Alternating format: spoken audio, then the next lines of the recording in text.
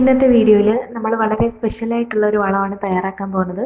നമ്മുടെ ചെടികൾക്ക് വളരെ സ്പെഷ്യൽ എന്ന് പറയാനുള്ള കാര്യം, വളരെ കാലമായിട്ട് നമ്മൾ ഒരുപാട് തരത്തിലുള്ള വളങ്ങൾ പ്രയോഗിച്ചതിന് ശേഷവും പൂക്കാതെ നിൽക്കുക. അപ്പോൾ ഫലങ്ങളൊക്കെ പിടിക്കുന്ന പലതരത്തിലുള്ള ഫലവൃക്ഷങ്ങൾ കാണും. ഇതിലൊക്കെ കായ്കൾ പിടിക്കാതിരിക്കുക. ഇങ്ങനെയൊക്കെയുള്ള സമയത്ത് നമുക്ക് പ്രയോഗിക്കാവുന്ന ഒരു ഒറ്റമൂലിയാണ് നമ്മൾ ഇന്ന് പരിചയപ്പെടുന്ന വളം. നാനാതരത്തിലുള്ള ഇലകൾ, കളകൾ, മറ്റ് പദാർത്ഥങ്ങൾ എല്ലാം നമ്മൾ മണ്ണിലേക്ക് ചേർത്ത് മണ്ണിനെ ഫലപുഷ്ടമാക്കി തീർക്കുകയും ഇതുവഴി മണ്ണിൽ വളരുന്ന ചെടികളിൽ പുതിയ കായ്കളും പൂക്കളും ഒക്കെ ഉണ്ടാകുന്നതിന് വേണ്ടിയിട്ട് ഓർഗാനിക് കാർബൺ ആക്കി മാറ്റുന്ന പ്രക്രിയയാണ് നമ്മൾ ചെയ്തുകൊണ്ടിരിക്കുന്നത്. നമ്മുടെ മണ്ണിനെ കൂടുതലായിട്ടും സൂക്ഷ്മജീവികളും അതുപോലെ തന്നെ മൈക്രോ ന്യൂട്രിയൻസും വർദ്ധിപ്പിക്കുക. ഇതാണ് നമ്മൾ ചെയ്തുകൊണ്ടിരിക്കുന്നത്. പ്രകൃതിയിൽ തന്നെയുള്ള വൈവിധ്യമാർന്ന പല പദാർത്ഥങ്ങളും മണ്ണിൽ ചേർത്ത് മണ്ണിനെ നമുക്ക് വളരെയധികം പോഷക സമ്പുഷ്ടമാക്കി നിർത്താനാകും. അതിൽ തന്നെ ചില പദാർത്ഥങ്ങൾക്ക് മണ്ണിലും അതുപോലെ തന്നെ ചെടികളിലും വളരെയധികം മാറ്റങ്ങൾ വരുത്താനാവും. അവയിലൊന്നാണ് നമ്മൾ ഇന്ന് പരിചയപ്പെടുന്ന ഉലുവ. ചെടികളുടെ ആരോഗ്യകരമായ വളർച്ചയ്ക്കും അതുപോലെ കാലങ്ങളായിട്ട് പൂക്കാതെ നിൽക്കുന്നതും കായ്ക്കാതെ നിൽക്കുന്നതുമായ ചെടികൾക്ക് പെട്ടെന്ന് തന്നെ പൂക്കാനും കായ്ക്കാനും വേണ്ടിയിട്ടൊരു ടോണിക്കായിട്ട് നൽകുന്ന ഒന്നാണ്, പണ്ട് കാലം മുതൽക്കേ നൽകുന്ന ഒന്നാണ് ഈ ഉലുവ. അപ്പോൾ ഉലുവ ഏത് രീതിയിലാണ് നമുക്ക് പ്രയോഗിക്കുന്നതെന്ന് നോക്കാം. ഉലുവ ഒരു കയ്പ്പ് രസമേറിയിട്ടുള്ള കറിക്കൂട്ടാണ്. ഏറ്റവും കൂടുതൽ പൊട്ടാസ്യവും കാൽസ്യവും ഇരുമ്പും ഒക്കെ അടങ്ങിയിട്ടുള്ള ഒന്നാണ് ഈ ഉലുവ. അതുകൊണ്ട് തന്നെയാണ് നമ്മുടെ ചെടികളിൽ ഇത് പ്രയോഗിക്കുമ്പോൾ നമുക്ക് ഫലം കിട്ടുന്നതും.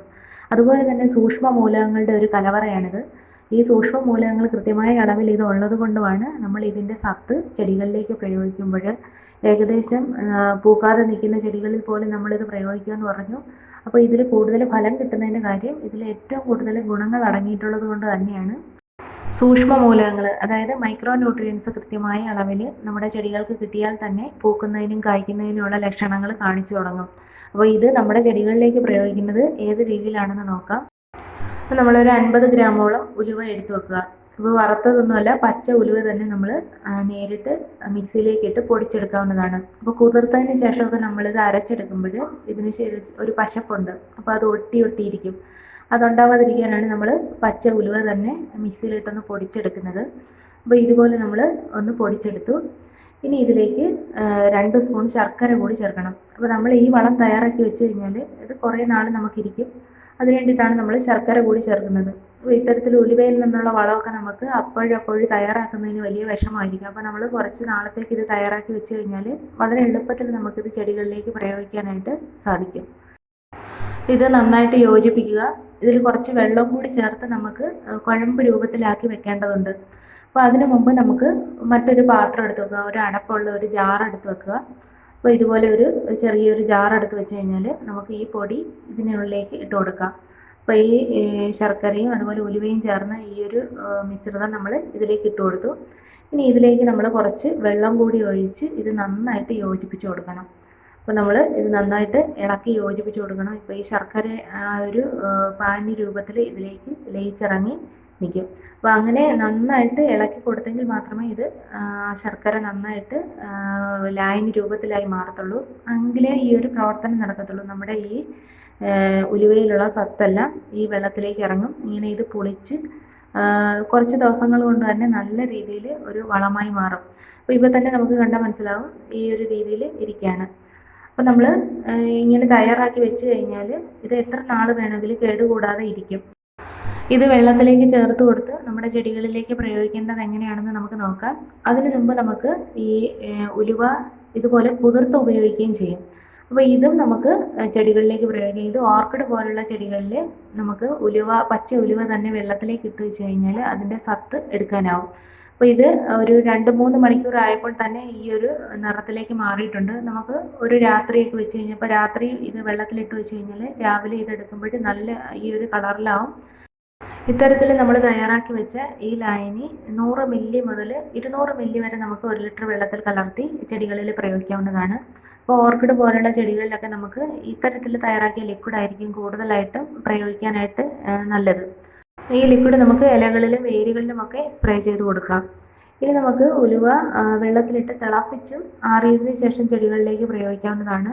അപ്പോൾ നമുക്ക് ഒരു 1/2 ലിറ്റർ വെള്ളം എടുത്തതിന് ശേഷം 2 സ്പൂൺ ഉലുവ ഇട്ട് നന്നായിട്ട് തിളപ്പിക്കുക.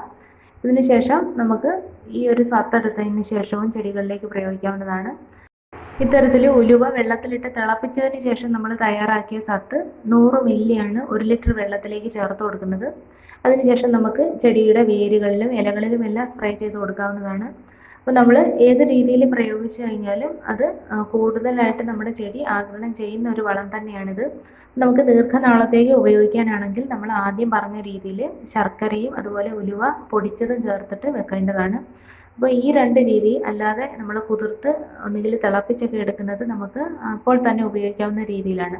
അപ്പോൾ അത് കുറേ നാളത്തേക്ക് നമുക്ക് സൂക്ഷിച്ചു വെക്കാനായിട്ട് സാധിക്കത്തില്ല. ഇതുപോലെ നമ്മൾ തയ്യാറാക്കുന്ന ഉലുവ കുതിർത്ത വെള്ളം സാധാരണ പല രോഗങ്ങൾക്കുമെതിരെ പ്രയോഗിക്കാറുണ്ട്. പ്രത്യേകിച്ചും പുളിച്ച് തീട്ടൽ, നെഞ്ചിരിച്ചിൽ, അസിഡിറ്റിയൊക്കെ ഉള്ളവർ ഇത് വെറും വയറ്റിൽ കുടിക്കാറുണ്ട്.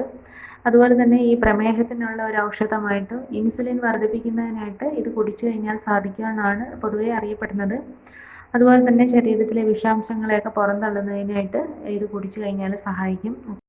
പുതിയ പഠനങ്ങൾ കണ്ടെത്തിയിരിക്കുന്നത് ക്യാൻസർ കോശങ്ങളുടെ വളർച്ചയെ തടയുന്നതിനായിട്ട് ഈ ഉലുവ നമ്മുടെ ആഹാരത്തിൽ ഉൾപ്പെടുത്തി കഴിഞ്ഞാൽ സാധിക്കുമെന്നാണ്.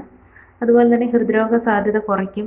അതുപോലെ മുലപ്പാൽ വർദ്ധിപ്പിക്കാനായിട്ട് ഏറ്റവും നല്ല ഒന്നാണ് ഈ ഉലുവ. നമ്മുടെ ആഹാരത്തിലൂടെയാണ് ഇത് കഴിക്കേണ്ടത്. അല്ലാതെ ഉലുവ തിളപ്പിച്ച വെള്ളമൊന്നും ഈ മുലപ്പാൽ കൊടുക്കുന്ന അമ്മമാരൊന്നും കഴിക്കാനായിട്ട് പാടില്ല. അതിൻ്റെ കാരണം എന്ന് വെച്ച് കഴിഞ്ഞാൽ ഇത് നമ്മുടെ ശരീരത്തിൽ ഒരു 25 ഗ്രാമിൽ കൂടുതലൊന്നും ദിവസേന ആവശ്യമില്ല.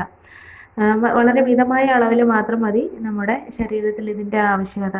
കാരണം എന്ന് വെച്ച് കഴിഞ്ഞാൽ ഇതിൽ കൂടിയ അളവിൽ കാൽസ്യം, പൊട്ടാഷ്യം, അതിൻ്റെയൊക്കെ ഒരു കലവറയാണ്. അയൺ ഇതൊക്കെ അടങ്ങിയിട്ടുണ്ട്. അതുപോലെ മഗ്നീഷ്യം, മാംഗനീസ് ഇതെല്ലാം ഒരുപാട് അടങ്ങിയിട്ടുണ്ട്. അപ്പോൾ അളവിൽ കൂടുതലായിട്ട് യാതൊരുവിധ കാര്യങ്ങളും നമ്മുടെ ശരീരത്തിന് ആവശ്യമില്ല. അധികമായി കഴിഞ്ഞാൽ അമൃതം വിഷമാണെന്ന് പറയുന്നത് പോലെ. അപ്പോൾ ഇത് നല്ല സാധനം ആയതുകൊണ്ട് വളരെ കുറച്ച് മാത്രം നമുക്ക് ഉപയോഗിക്കാവുന്നതാണ്. അതുകൊണ്ടാണ് നമ്മളെപ്പോഴും കറികൾക്ക് മേമ്പൊടിയായിട്ട് ഈ ഉലുവ ചേർക്കുന്നത്. അപ്പോൾ നമ്മുടെ ചെടികൾക്കും അതുപോലെ തന്നെയാണ്. നമ്മൾ വളരെ കൂടുതലായിട്ട് അളവിൽ ഇത് ചേർത്ത് കൊടുക്കേണ്ട ആവശ്യമില്ല. വളരെ കുറഞ്ഞ അളവിൽ ചേർത്ത് കൊടുത്താലായിരിക്കും ഒരു ചെടിക്ക് അത് ആഗിരണം ചെയ്യാനുള്ള ശേഷി കൂടുന്നത്. ഇതുപോലെ തന്നെ നമ്മൾ ഈ ഉലുവ നമ്മുടെ സൗന്ദര്യവർദ്ധക സാധനങ്ങളായിട്ട് ഉപയോഗിക്കാറുണ്ട്. ഫേസ് പാക്കായിട്ടൊക്കെ നമ്മൾ ഉപയോഗിക്കാറുണ്ട്. കറുത്ത പാട്, മുഖക്കുരുവൊക്കെ മാറുന്നതിനായിട്ട് ഇത് അരച്ച് മുഖത്ത് തേക്കാറുണ്ട്. അതുപോലെ മുടി നന്നായിട്ട് വളരുന്നതിനുള്ള ഒരു പ്രത്യേക കഴിവ് ഉലുവയ്ക്കുണ്ട്. നമ്മളത് തേങ്ങാപ്പാലുമായിട്ട് ചേർത്ത് അരച്ച് മുടിയിൽ ചേർത്ത് കഴിഞ്ഞാൽ, തേച്ച് കഴിഞ്ഞാൽ മുടി നന്നായിട്ട് വളരും. മുടി കൊഴിച്ചിലൊക്കെ മാറും. ഇതൊക്കെ എൻ്റെ അനുഭവത്തിൽ നിന്ന് ഞാൻ പഠിച്ച പാഠങ്ങളാണ്. എനിക്ക് മുടി കൊഴിച്ചിലൊക്കെ ചെറുതായിട്ട് കാണുമ്പോൾ തന്നെ ഞാൻ ഈ ഉലുവ, തേങ്ങാപ്പാലൊക്കെ പ്രയോഗിക്കാറുണ്ട്. അപ്പോൾ നമുക്കത് പ്രയോഗിച്ച് കഴിഞ്ഞാൽ 100% സക്സസ് ആണ്. നമ്മൾ മറ്റൊന്നിനെയും ആശ്രയിക്കേണ്ടതില്ല. നമുക്ക് വളരെ പെട്ടെന്ന് ഇതിൽ നിന്നെല്ലാം മുക്തി നേടാവുന്നതാണ്.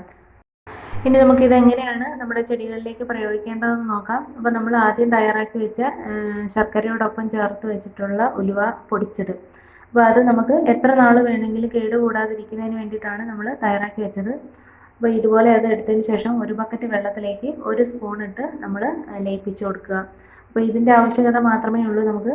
ഇത് നമ്മൾ ഒന്ന് ലയിപ്പിക്കുന്നത് കൈകൊണ്ടൊക്കെ ഒന്ന് ലയിപ്പിക്കേണ്ടതുണ്ട്. കാരണം എന്ന് വെച്ച് കഴിഞ്ഞാൽ ഇത് ഒരു കട്ട രൂപത്തിലാണ് ഇതിൻ്റെ ആ ഒരു മിശ്രിതം ഇരിക്കുന്നത്. ഒരു പശപ്പ് കാണും. അപ്പോൾ നമ്മളത് കൈകൊണ്ട് തന്നെ ഒന്ന് ഇതിലേക്കൊന്ന് ലയിപ്പിച്ച് കൊടുക്കണം.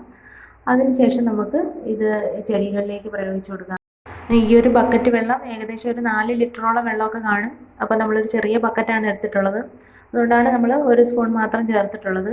അപ്പോൾ നിങ്ങൾ വലിയ ബക്കറ്റൊക്കെയാണ് എടുക്കുന്നതെങ്കിൽ ഒരു 2.5 സ്പൂണൊക്കെ ചേർക്കാവുന്നതാണ്.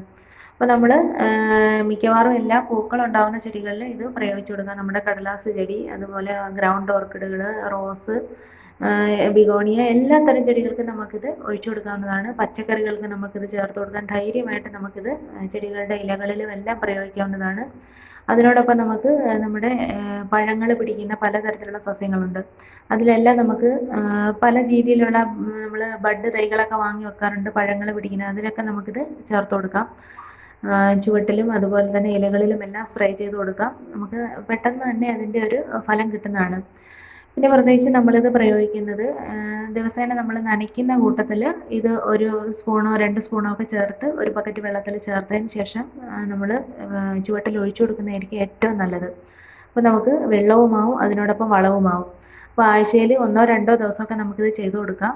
നമുക്ക് തീർച്ചയായിട്ടും 100% റിസൾട്ട് കിട്ടുന്ന ഒരു രീതിയാണിത്. വളരെ ധൈര്യമായിട്ട് നമ്മുടെ ആഹാരത്തിൽ ഉൾപ്പെടുത്താവുന്ന ഒന്നാണ് ഈ ഉലുവ. അതേപോലെ തന്നെ നമ്മുടെ ചെടികൾക്കും നേരിയ അളവിൽ നമ്മൾ ഇത് കൊടുക്കാനായിട്ട് ശ്രമിക്കുക. നമുക്ക് കൂടുതൽ റിസൾട്ട് കിട്ടേണ്ട ചെടികളെ തേടി പിടിച്ച് ആ ചെടികളിൽ നമ്മളൊന്ന് പരീക്ഷിച്ച് നോക്കുക. നമുക്ക് കൃത്യമായ റിസൾട്ട് കിട്ടുന്നതാണ്. ഇന്നത്തെ ഈ വീഡിയോ ഞാൻ വൈൻഡപ്പ് ചെയ്യാണ്. നിങ്ങൾക്ക് ഇന്നത്തെ ഈ വീഡിയോ ഉപകാരപ്പെടുമെന്ന് വിശ്വസിക്കുന്നു. നിങ്ങൾക്ക് ഇഷ്ടമായിട്ടുണ്ടെങ്കിൽ നിങ്ങൾ തീർച്ചയായിട്ടും ലൈക്ക് ചെയ്യണം. അതുപോലെ ആദ്യമായിട്ടാണ് ഈ ചാനൽ കാണുന്നതെങ്കിൽ തീർച്ചയായിട്ടും ചാനൽ സബ്സ്ക്രൈബ് ചെയ്യുക.